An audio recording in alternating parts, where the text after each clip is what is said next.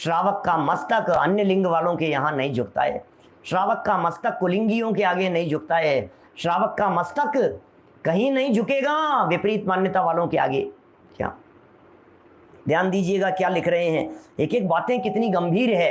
क्या भैया, कोई भी किसी भी प्रकार की निंदा और आलोचना कभी किसी की ना करें। निंदा और आलोचना कभी किसी की भी नहीं की जानी चाहिए, कोई भी हो चाहे।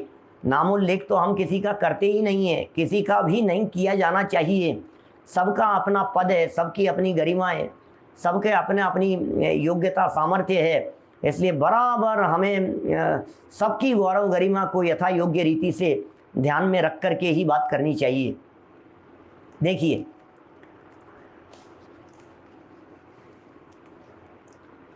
जो लोग इस तरह के निंदक लोग हैं वे तो वास्तव में गुरुदेव के शिष्य कहलाने के पात्र नहीं हैं, जो किसी की भी निंदा करते हैं। क्योंकि गुरुदेव ने, हमारे गुरुदेव श्री ने लगभग 9000 से ज़्यादा प्रवचन उनके उपलब्ध हैं। 9000 प्रवचनों में एक दिन के एक प्रवचन में एक वाक्य भी कभी किसी की निंदा में नहीं कही। कोई निकाल करके बताए। हजारों पेज आज वर्ड टू वर्ड उनके प्रवचनों के लिख दिए गए हैं। हजारों प्रवचन वर्ड टू वर्ड लिख दिए। 9000 प्रवचनों में हिम्मत हो तो सुनो, सिर्फ इसलिए सुनो कि इनमें गुरुदेव ने कभी किसी की निंदा आलोचना की है क्या। सबको देखा है रिंकेश भाई, भगवान देखा है सबको, सबको परमात्मा देखा है उन्होंने, सबको भूले हुए भगवान देखा है। ओहो, भूले हुए हैं, कोई बात नहीं। मुनियों की निंदा तो बहुत दूर की बात है, श्रावकों की निंदा नहीं की, पापियों की निंदा नहीं की कभी। भूलेला भगवान छे भाई। पापी व्यक्ति भी भूला हुआ भगवान दिखाई देता है। पापी व्यक्ति भी, आप कैसे किसी की निंदा आलोचना कर सकते हैं? कोई किसी की निंदा आलोचना का सवाल ही नहीं है। जनवाणी निंदा करना नहीं सिखाती, जनवाणी आलोचना करना नहीं सिखाती। हाँ, जनवाणी यदि निंदा और आलोचना की बात करती है, क्या जनवाणी यदि निंदा और आलोचना की बात करती है तो आत्मनिंदा की बात करती है, आत्म आलोचना की बात करती है। क्या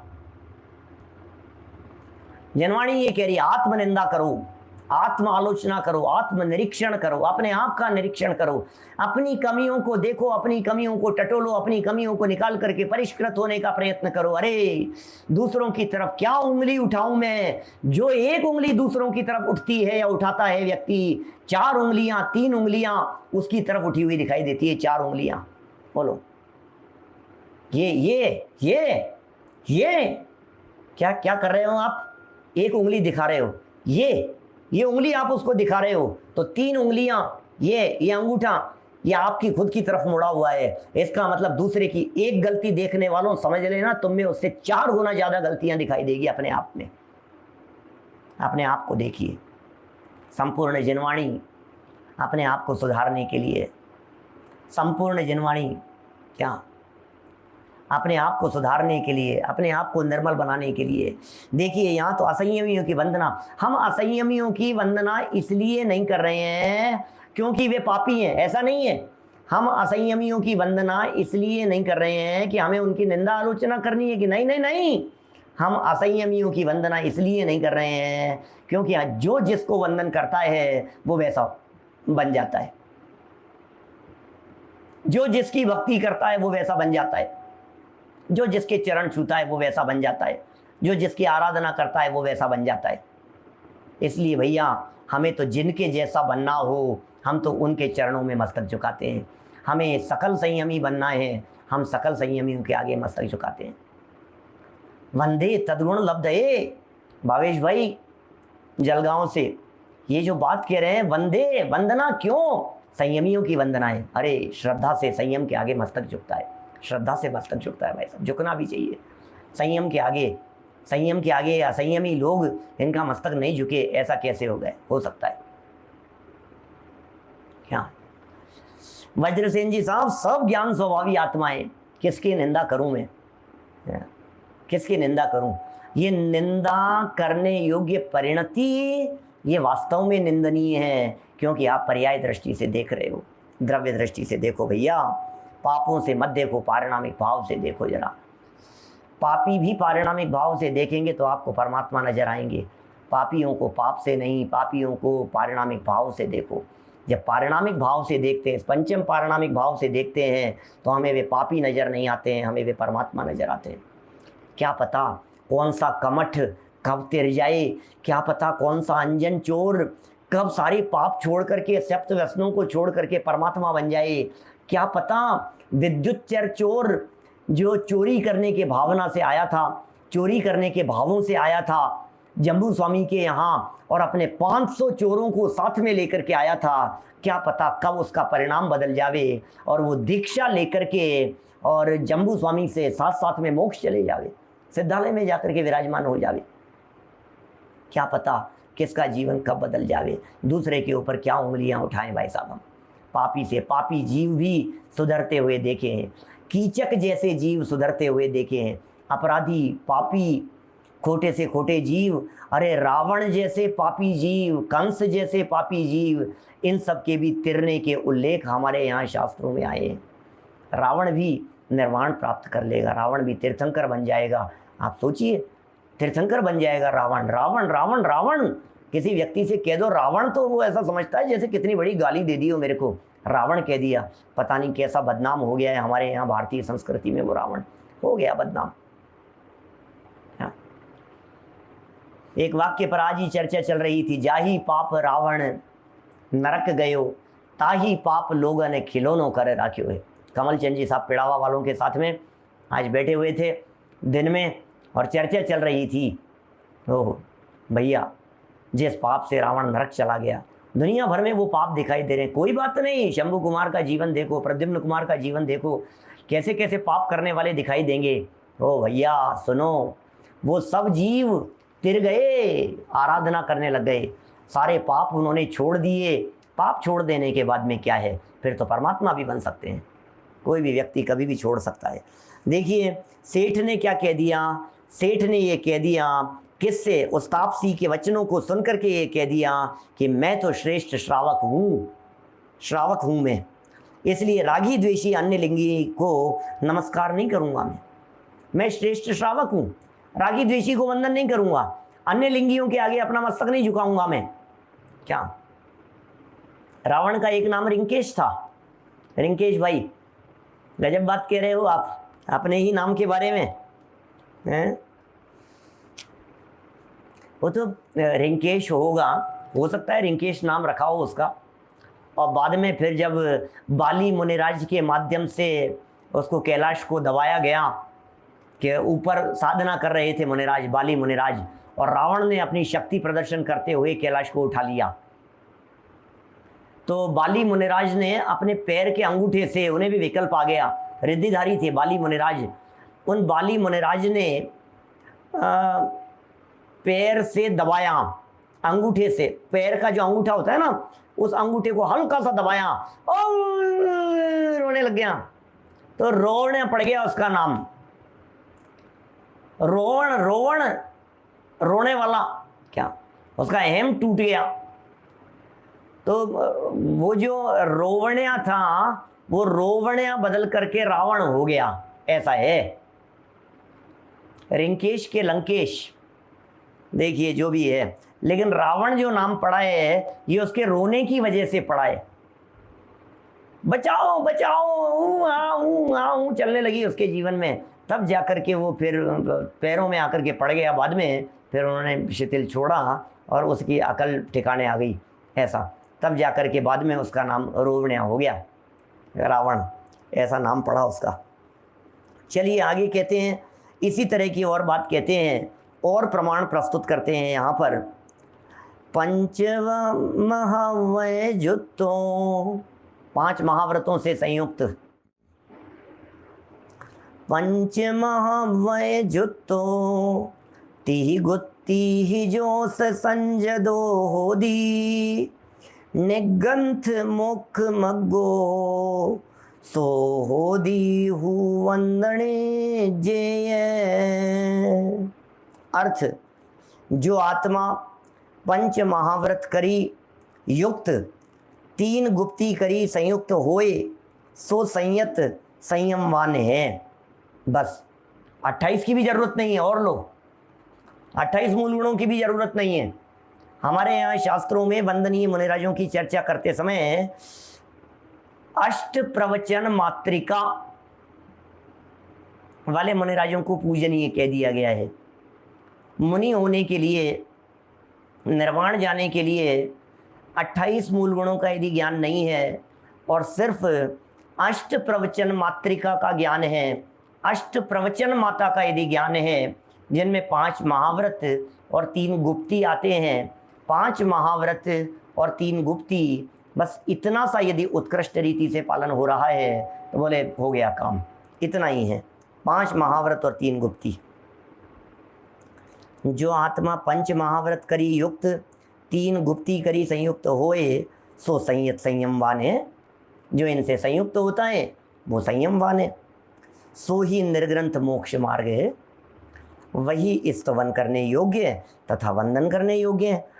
और कोई वंदवे माने स्तवन करे योग्य नहीं है, और कोई भी क्यों न हो वे स्तवन करने योग्य नहीं है, वंदन करने योग्य नहीं है, नमस्कार करने योग्य नहीं है।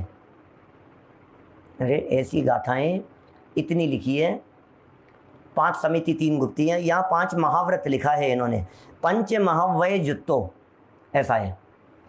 5 समिति 3 गुप्ती भी कहते हैं अष्ट प्रवचन मातृका के रूप में, 5 समिति 3 गुप्ती भी कहा जाता है। लेकिन जिस गाथा को अभी अपन ने यहाँ प्राकृत निबद्ध यहाँ पढ़ा है, यहाँ 5 महाव्रत के साथ में 3 गुप्तियों की बात कही गई है ना। पंच महावय जुत्तो और 3 गुप्ती 3 गुप्ती ऐसा है। देखिए, जो आत्मा 5 महाव्रत करी संयुक्त हैं, इनसे संयुक्त हैं, संयत हैं, संयमवान है, ये पूजनीय है। इनमें 28 एक्चुअल में क्या है, 28 में से आप क्या देखेंगे? उनका उठना बैठना चलना बोलना यही तो देखेंगे, उनकी साधना ही तो देखेंगे। मन वचन काय पर कंट्रोल है कि नहीं है, गुप्ती है या नहीं है, काय गुप्ती है या नहीं है, वचन गुप्ती है या नहीं है, ये सब देखी जाता है। तो इससे पकड़ में आ जाते हैं कि ये मुनिराज पूजनीय है या नहीं है, कैसे चल रहे हैं। अब 5 समिति और 3 गुप्ती की बात करो तो गुप्ती निर्वृत्ति रूप है और समिति प्रवृत्ति रूप है। यद्यपि टोडरमल जी साहब ने इनमें दोष निकाले हैं, गलतियां निकाली है इस तरह की व्याख्या करने में, लेकिन फिर भी मोटे मोटे तौर पर तो यही व्याख्या की जाएगी ना। जैसे आहारचर्या के लिए निकले मुनिराज, तो आहारचर्या के लिए निकले तो एषणा समिति का पालन हो रहा है कि नहीं। कमंडल को उठाया धरा, बोले आदान निक्षेपण समिति है या नहीं। मुनिराज बोल रहे हैं, बोले भाषा समिति है या नहीं। बोले मुनिराज चल रहे हैं, बोले ईरिया समिति है या नहीं। क्या मलमूत्र के लिए जा रहे हैं, निर्दोष स्थान देख करके कर रहे हैं, प्रतिष्ठापन समिति है या नहीं। तो आप सोचिए, मेरा कहने का मतलब जीवन में जो जो उनके लाइफ में प्रवृत्तियां दिखाई दे रही है, वो सब प्रवृत्तियां इनके माध्यम से पकड़ में आ जाती है और प्रवृत्तियों को देख करके अनुमान लगाया जा सकता है कि इन मुनिराज की चर्या निर्दोष है या सदोष है। सदोष हो तो उपगूहन का पालन कीजिए, और निर्दोष हो तो बहुत दृढ़ता पूर्वक उनकी स्तुति वंदना और जो भी यथा योग्य विनय जो हो सकती है वो बराबर कीजिए। सूत्र पाहुड़ की 13 नंबर की गाथा यहाँ प्रस्तुत कर रहे हैं। सूत्र पाहुड़ की 13 नंबर गाथा। अवशेष जे लिंगी दंसण नाणेण सम संयुक्ता, चेले गाय परिगहिया ते वणिया इच्छाणे जाय। जे दिगंबर मुद्रा सिवाय, जे दिगंबर मुद्रा सिवाय, ओहो क्या कह रहे हैं। जे माने जो, दिगंबर मुद्रा सिवाय अवशेष लिंग जो उत्कृष्ट श्रावक का, ओहो जो जे दिगंबर मुद्रा सिवाय, दिगंबर मुनिराजों के अलावा बाकी जितने भी अवशेष लिंग, अवशेष लिंग कौन से कह रहे हैं, जो उत्कृष्ट श्रावक का लिंग है तथा आर्य का सम्यक दर्शन ज्ञान करी सहित है, सो भी इच्छाकार करने योग्य है। बस ये 3 ही लिंग हैं जिनकी वंदना हो जाती है। किन किन की वंदना है? वंदना नंबर 1 मुनिराजों की। 28 मूल गुणों का पालन करने वाले मुनिराजों की वंदना करने योग्य है। ये पॉइंट नंबर 1 हो गया, मुनिराज की वंदना हो गई। पॉइंट नंबर 2 नंबर, 11वीं प्रतिमाधारी जो श्रावक हैं, एलक और शुल्लक रूप से जो विराजमान हैं, वे 2 नंबर हो गए। और 3 नंबर हो गया आर्यिकाओं का पद। तो इस तरह से आर्यिकाएं, एलक, शुल्लक और मुनिराज, ये सब वेश दिखाई दे रहा है, ये सब चारित्र दिखाई दे रहा है इनके जीवन में। बोले ऐसी अवस्था जिनके जीवन में हो वे ही वास्तव में पूजने योग्य हैं। लेकिन सुनो, इनमें भी क्या कह रहे हैं, इनमें भी ये कह रहे हैं जो मुनि है ना, दिगंबर मुद्राधारी, उन्हीं की पूजन करना, बाकी के वैसी विनय मत करना जैसी मुनिराजों की होती है।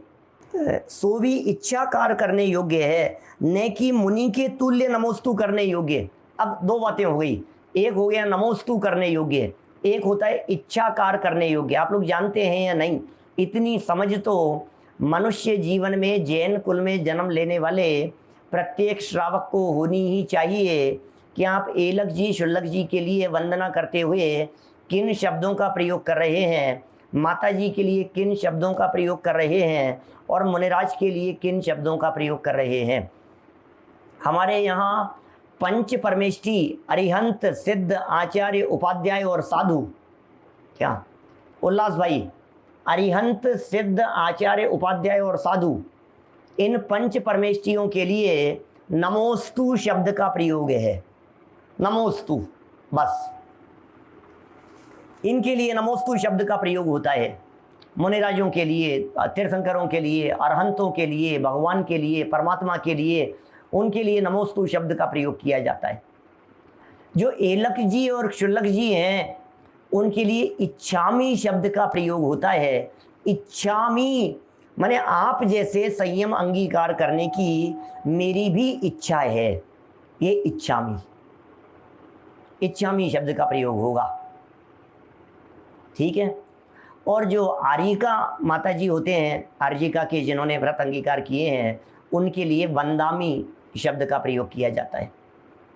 तो माता जी को नमोस्तु नहीं होता है क्या, नमोस्तु वंदामी माता जी, ऐसा नहीं, वंदामी माता जी, बस नमोस्तु नहीं प्रयोग किया जाएगा वहाँ।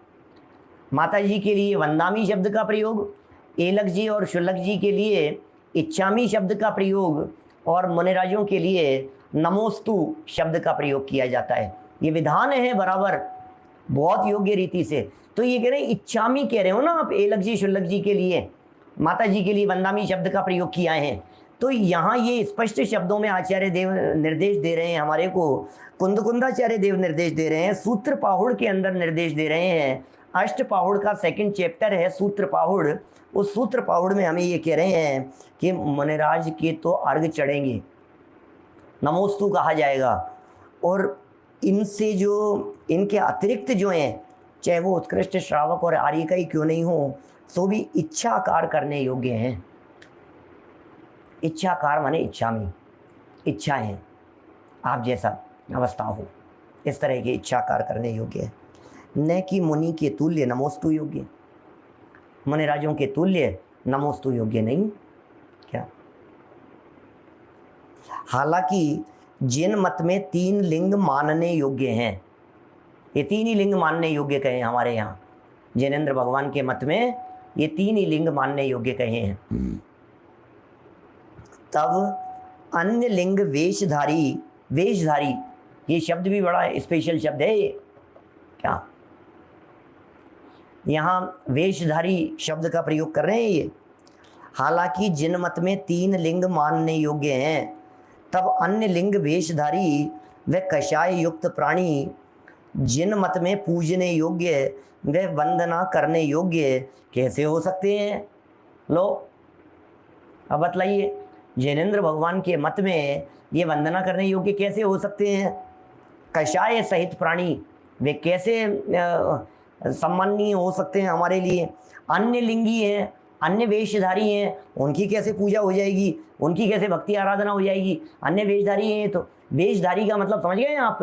वेशधारी का मतलब जिन्होंने सिर्फ और सिर्फ बाहर में वेश धारण किया है, एक्टिंग करने जैसा।